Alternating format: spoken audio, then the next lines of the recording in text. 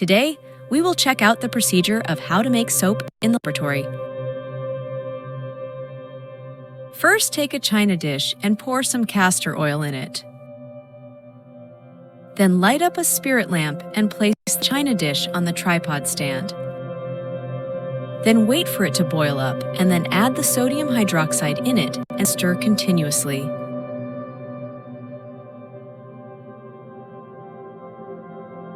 After the solution is boiled and prepared, add some sodium chloride to it and mix it.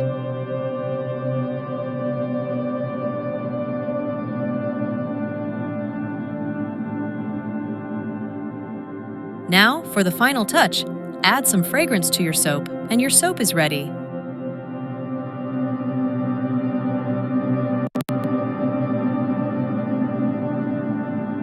This full process is called saponification reaction.